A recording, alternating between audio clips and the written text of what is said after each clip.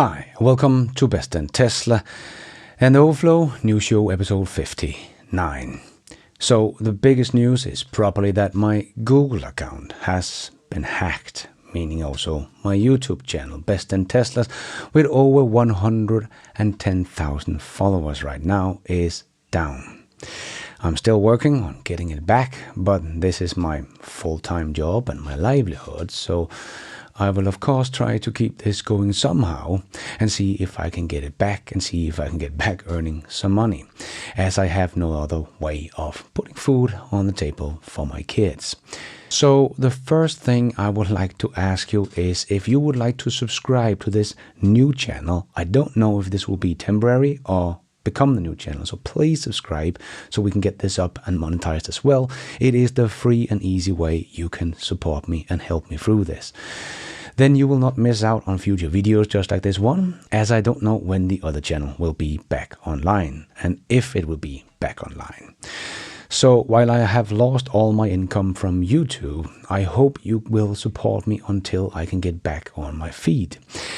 I still have my Patreon page where you can support me for as little as $1, but you can also choose what amount you want to pay in there. And on my website BestInTESLA.com, that is still running, I have a donation option as well where you can help me get me back on my feet. You can also buy some merch in there if you like, or you can become an executive producer, if only for a while. That will also be much appreciated. So I truly hope you will help me get through this very difficult situation. It would be really sad if I lose Best in Tesla completely and 6 years of work has gone down the drain. Whatever little or big you can do to support me is very much appreciated. Thank you. I will just go grab a cup of water, get back and try to bring you the new show with the normal enthusiasm and energy, as always. So, I did already write the whole news show, but that was on my Google Sheets, so I no longer have access to it. So I have tried to remember everything, so I do apologize if I am missing a few things here and there. But this is the second time I've tried to make this Overflow News Show episode 59. But Tesla has started testing unsupervised full self-driving robotaxis in Austin. And Ford admits that they can't do what Tesla does and throws in the towel. And we see that Tesla is still dominating force everywhere on the planet when it comes to EVs, even though this year was the year where both Ford and GM were supposed to overtake Tesla. But Tesla is still doing very well all over the world, as the sales numbers shows us. And the EU has abandoned the ICE ban for 2035. And Tesla's Berlin factory will start making Tesla's 4680 cells in 2027.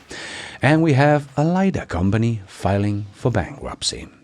And Tesla is showing off when it comes to efficiency, and the Cybertruck just got the top safety pick for an electric pickup truck. All of this and much, much more in today's episode. Let's dive right in.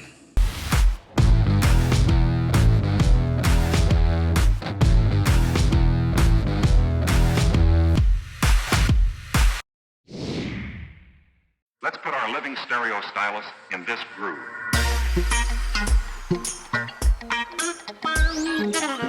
So Ford is admitting they can't compete in EVs and will not be profitable on the current platform. And the consequences are huge, because Ford is throwing in the towel, admitting they cannot become profitable on their EV platform, making a huge write-down of $19.5 billion and cancelling the F-150 Lightning altogether, and is making the shift to gas-powered and hybrid vehicles because that is what they can actually make money on right now. You probably know what I think of this. I think this is a huge mistake. EVs are clearly the future, and the future is also clearly autonomous, and you're not going to make an ICE car or a hybrid into a robotaxi. So what Ford is basically doing here, in my opinion, is that they are saying they will only be part of the short-term car market, not the long term. And the write-down reduces the net income for the period as it is treated as a non-cash expense. So this $19.5 billion charge is one of the largest impairment ever, signaling a major shift to profitability. And almost $20 billion write-down is massive. It represents about a third of Ford's market cap and is the second largest in history, only after the $39 billion hit at GM just a month before they went bankrupt in 2009. But I'm not saying that Ford will go bankrupt within a year, just trying to lay out the magnitude of this. And the Ford F-150 Lightning, another EV that was called the Tesla killer, and Jim was out saying, "Take that, Elon Musk." Already the leader of all EV pickup trucks in our industry in the United States. Take that, Elon Musk. Because it came to market faster than the Cybertruck before the Cybertruck was even out. But anyway, now the F-150 Lightning is dead. Jim Farley even said that the electric F-150 Lightning just didn't make sense. Wow, Ford is clearly throwing in the towels on EVs. They can't see how they can make them profitably. This really shows us how difficult it is what Tesla has done. But a huge shame to see the F-150 Lightning go, as it was a very nice EV pickup truck. So we will see if someone like GM will follow Ford, but this is only giving Tesla more room to grow in the US BEV market. So we could see Tesla actually gain some market share in the BEV market in the US if GM and other legacy automakers are going to follow suit. But we are seeing that General Motors has officially begun production of the new second-generation Chevy Bolt EV. So that's good to see, and this will be the most affordable new EV in the US, with a starting price of only $27,600, and have 255 miles of range and have Tesla's charging port. So this little car will probably do very well in the US. So let's see how it does, and if GM will continue to make the big expensive EVs. But one thing is for sure, GM is not making any money on an EV they sell for only $27,600. So let's see how it all goes. But it also shows us just how much better Tesla is at efficiency, as the Bolt has 65 kilowatt-hour battery pack and gets 255 miles of range, whereas the bigger Model 3 standard has a 60 kilowatt-hour battery pack and get over 321 miles of range, as I will show you later in the show. So the Tesla Model 3 is bigger, with more cargo space and room in general, and has 5 kilowatt hours less batteries, but gets about 70 miles more range. I'm sure the Bolt will do pretty well with that price tag as the old one did, but they have not figured out how to make EVs like Tesla does it. And Ford is now saying that they will now use some of all those batteries they are building to make battery storage. And again, I just have to say, yes, Tesla does make it look easy, but how is Ford going to make the software for these battery packs, the virtual machine mode, the auto bidder, and so much more? So I think it will be better to just sell these batteries to someone like CATL or some of the other Chinese companies that are helping them build the cells in the first place, because in the megapack market, they are up against Tesla and CATL and BYD and so many others, and battery storage is not just a dumb box with batteries. It is so much more about software, something Ford is not really very strong at. So I find it hard to see how they will be able to compete in this market either. But it seems like Ford is grasping for straws to keep them afloat. But we will see how it all ends, but it is not looking too good for Ford right now. So how is Tesla doing? Because it does not look too good for the EV business, right? With Ford closing shop for their Lightning and making the pivot to hybrids. Well, if we start at the US, we can look at how is Tesla doing compared to the competition. Well, Tesla is down in the US in November, as most other EV brands are, because of the ending of the EV tax credit. But if we look at October, in the first month of the quarter and the first month after the ending of the EV tax credit, we can actually see that Tesla was actually up in October by 11%. But what is most striking is the lack of competition on this list. The list of the top 20 2020 here does not even come close to Tesla sales. And everyone on this list is losing money on making their EVs, and the only one making money on this list selling EVs is the one there at the top. There truly is no competition in the US for Tesla, not even close. Funny how we have been seeing one headline after the other through the last 10 years about Tesla killers. Both Audi and GM and Mercedes and Volkswagen and Jaguar I-Pace and Lucid and Polestar. Well, they were all Tesla killers according to these articles, and they could just put Tesla out of business if they want to.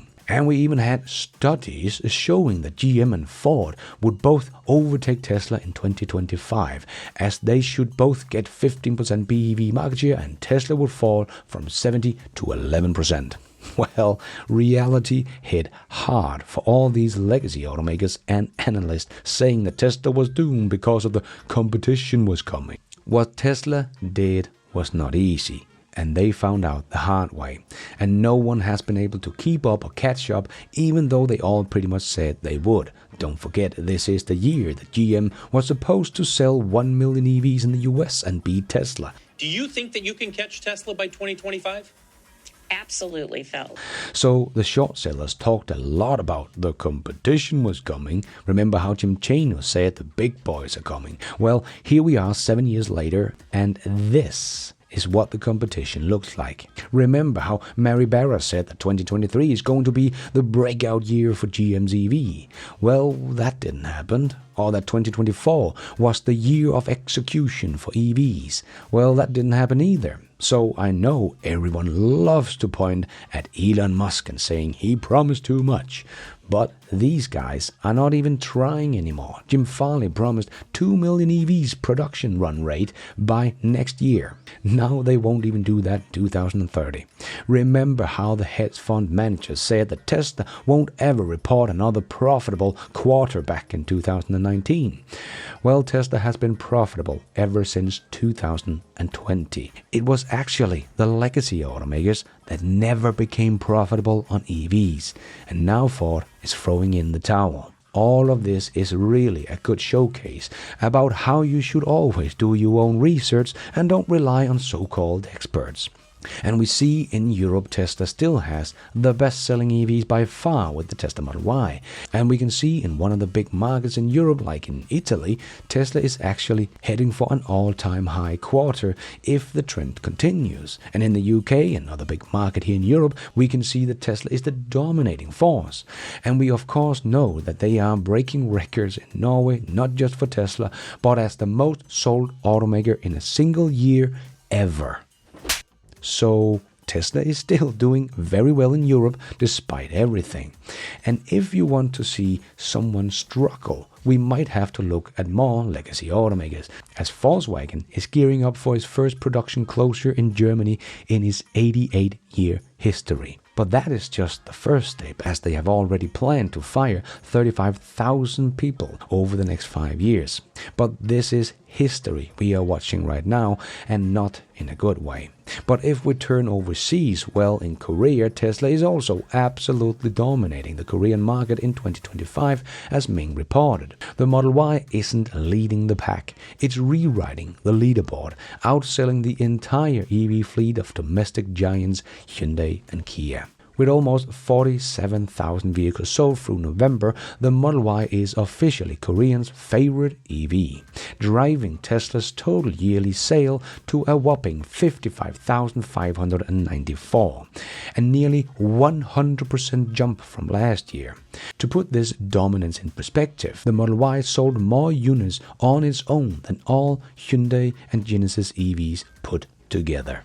Rivals simply couldn't keep up, with Hyundai Ioniq 5 reaching just 14,000 units in sale and Kia's popular EV3 capping out at 20,000. Tesla hasn't just entered the chat, they have taken over the conversation. Yes, very, very nice. But how is Tesla then doing in the biggest car market on the planet? Well, as you can see here, even if we look at all car makers, including ICE production, Tesla is still a top 10 automaker in China. Just amazing. You can see that the German premium brands are all down there at the bottom, all beaten by Tesla, even though they have all said they would catch up to Tesla in EVs, but now Tesla had caught them. Remember this post from Mercedes from 2021, where one guy said, "This is getting worse for Tesla," and Mercedes replied, "It got worse for them a long time ago." Well, that didn't age very well, as in Q3, Tesla was actually a bigger automaker in unit sales than Mercedes, not just here in China, but globally. Bigger than both Audi and Mercedes.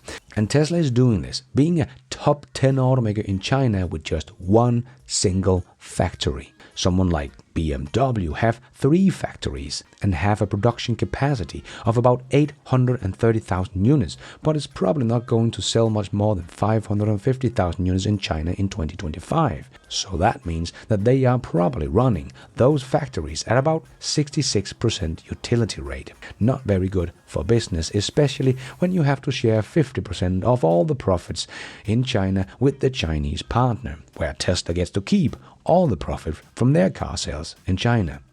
And Tesla is not just the top 10 automaker in general, as Ming also reported. Tesla absolutely crushed it in China in November. The number Y took the crown as the number 1 best-selling SUV in November 2025 with a massive 33,900 deliveries, excluding the YL. So the best-selling SUV. So, to all the Tesla bears, that means that no other SUV sold more than the Tesla Model Y. So, that is good. And the Tesla Model YL bolstered the brand's success with an impressive 12,800 units on its own in a single month. So it seems like it is becoming a nice success in China. It is, after all, already a top 8 of the best-selling SUVs in China in November. But as Ming continued, not stopping there, the Model 3 also surged with 25,700 deliveries, capping off a massive month for the brand. So overall, Tesla continues to push forward as the others are backing down.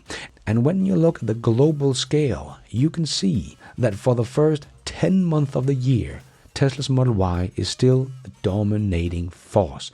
The runner-up sells half as much, and the runner-up, the next pure BEV on the list, is actually Tesla's Model 3. And the only legacy model that we see on the list here is the ID.4.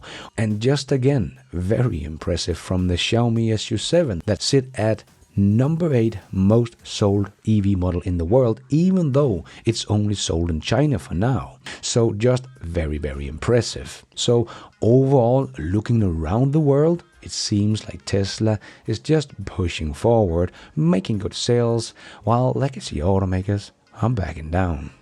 And let's squeeze in the last short news topics into this news show. Yes, it's time for the Tesla Shorts.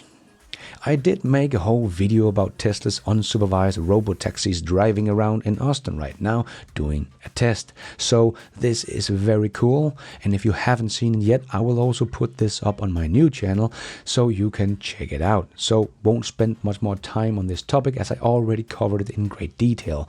But this is just such an historic moment. I just want to make sure that you have all seen it. And Andre from Berlin Factory had some great news about the factory, as he said. Such a great day for Giga Berlin. Today we informed our great cell team that we will invest close to $100 million to enable 8 gigawatt hours of cell production starting in 2027. Virtual integration at its best. From cell to vehicle in one factory. Unprecedented in Europe. The future is great. Nice, because Tesla built the factory in the beginning, but shifted away from making batteries in Europe, but in the US because of the new incentives over there. But now we're finally getting battery production in Europe as well. And the Tesla Cybertruck has just earned the top safety pick rating from the IIHS, the best possible rating, and scored overall higher than any other pickup truck, gas or electric, on the list, including the Ford F150, the Rivian R1T, the Ram 1500 and the Toyota Tundra. So the safest truck in the world. Not surprisingly, of course, but for some people this might just come as a surprise, as we had people saying stuff like this just a few years back. I just don't think that will pass the tests that it needs to pass. And furthermore, what kind of tests? more like crash tests, pedestrian safety, stuff like that.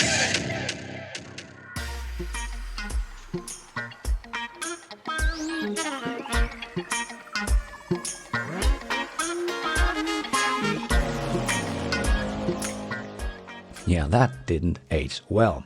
But that was not the only Tesla vehicle that got a top pick, as Chan reported. IIHS in the US just released the 2025 Tesla Model 3 passenger side small overlap crash test video. The video shows the Model 3 performing the passenger side small overlap front crash test at 50 miles per hour.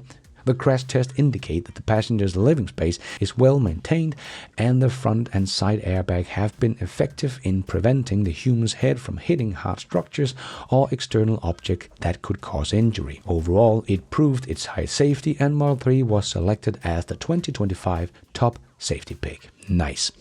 And the 2026 Tesla Model Y Standard went 337 miles in an Edmunds EV range test, beating its EPA estimates of 321 miles, and the best result of any Model Y has ever achieved on Edmunds test. As they said, its efficiency numbers were also impressive. The Standard has a lower capacity battery pack than the Premium and Performance edition of the Model Y, but it used just 22.8 kilowatt hours to go 100 miles, while our launch series used 26.8 kilowatt hours.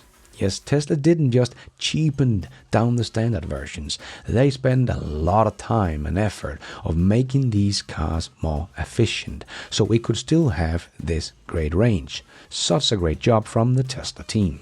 And the EU is abandoning its combustion engine ban after 9 months of pressure from the legacy automakers. Under the newest proposal, tailpipe emission will have to be reduced by 90% by 2035 compared to the current goal of 100% reduction.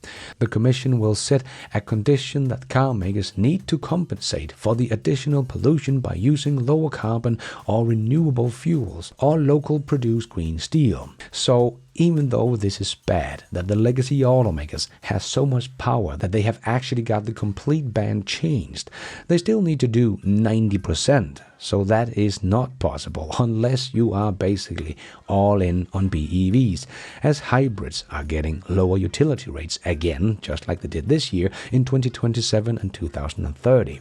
So you are not going to be able to comply with 90% reduction with just hybrids. You need to be producing mostly BEVs to make this happen. So even though it's sad to see that politicians can be bent by the pressure of the legacy automakers, it don't really matter much as more and more people are trying BEVs and 94% of them are never going back to anything else, as BEVs is just a much better vehicle overall. So if this means that the European automakers will slow down in EV production and make more hybrids as we see with Ford in the US, I only see this as a big mistake, as BEV is inevitable and Tesla and the Chinese are not going to slow down, so legacy automakers will just give them more room to grow. And since we have Tesla stock hitting all-time highs now, I thought we should give a little shout out to Fred Lambert, who tried to tell all his followers the many reasons why he sold all his Tesla stock at the price of $230 just a little over a year ago. I really hope no one listened to his very bad advice. And of course, let's not forget to give a shout out to Tim Walz as well. Saying on my phone, I don't know, some of you know this on the iPhone, they've got that little stock app. I added Tesla to it to give me a little boost during the day. 225 and dropping. I hope he's okay, because he has basically not gotten that little boost in the morning ever since that day. And the stock is now 489 and climbing. And the Michigan Tesla wrote on X, I was pulling into my car wash and this message popped up. Must be the new holiday update. Pretty cool. And the message here said, getting a car wash. Try car wash mode. Nice to see that the cars are getting more and more intelligent. And the Tesla Cybertruck account shared this post and wrote, my eyes see better than yours. And the post from Ray for Tesla showed how the Cybertruck can actually see the car in the distance through the fog, while us humans really can't. as he wrote in the post.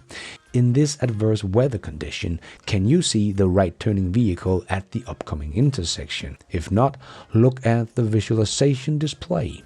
Yes, we still see so many misinformed people thinking that Tesla's vision doesn't see any better than we do, but it actually sees a lot better than we do and can see much longer in snow, fog and rain. And it finally happened. The US-based LiDAR maker Lumina has just filed for bankruptcy. Lumina Technology was a maker of LiDAR sensors for self-driving cars. Last month, as I reported, Volvo decided to remove the Lumina LiDAR sensor from its EX90 and its ES90 cars and discontinue the relationship after Lumina's failure to meet its contractual obligations. So another LiDAR company bites the dust. So I guess it didn't help that they sponsored Mark Roberts' video trying to show how bad Tesla's full self-driving system was. Yeah, karma is a... And while Lumina is closing shop, Tesla is showing just how capable their system is without any LiDAR. Even here in Europe, because the videos from full self-driving test here in Europe continues to come in. And here we can see Rostavi share this video and wrote, European Tesla owners are waiting for full self-driving. This is why the hype is real. Full self-driving supervised in Munich, nails a chaotic construction zone, spots workers, reads hand signals, creeps forward cautiously, and drive through flawlessly. All on a narrow, messy EU road. Tesla has cracked it. When do we get this freedom? Yes, this system is just extremely impressive, and I can't wait to test it out myself here on the 22nd of December. That is all we have time for in this Overflow news show. Hope you enjoyed it. If you did, don't forget to hit that like button. Don't forget to hit that subscribe and notification button so you don't miss out on future videos, as I don't have the same kind of reach as I used to with my own old channel. And if you have the means, if you can support me in any way on Patreons or executive producers on my website, please do, and help me to get through this very difficult time. Thank you. And if you're already a subscriber to the channel, thank you so much for the support. But if you want to support the channel even more, remember you can, for as little as $1, become a patron of this channel, or become a member of the YouTube channel to get a shout out as some extra perks like early access, ad-free versions of my videos, exclusive videos. So hit the members button or check out Patreon to find out more. And don't forget to follow me on X. I post pretty much all the news as it comes out and a lot more. And check out the merch store to get some merchandise and support the show. It is also possible to support the show without becoming a member or a patron. There is a donation option down below or on my website BestInTESLA.com. You can also become an executive producer and get news articles, exclusive videos, behind the scenes, and access to all my research charts and spreadsheets also on BestInTESLA.com, or as simple as hitting the super like button. And thank you for watching. And until next time, take care out there and be nice.